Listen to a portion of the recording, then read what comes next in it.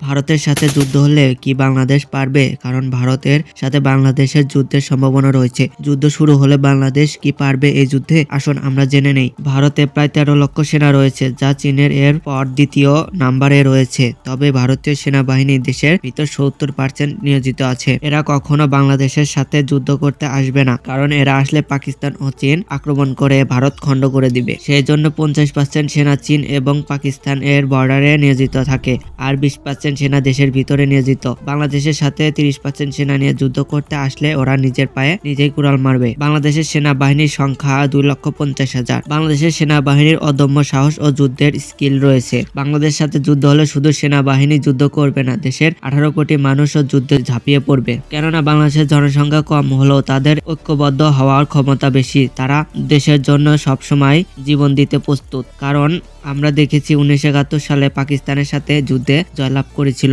অদম্য সাহসিকতার সাথে। তাই আমরা বলতে পারি যুদ্ধ হলে আমাদের জয়লাভ হবে নিশ্চিত।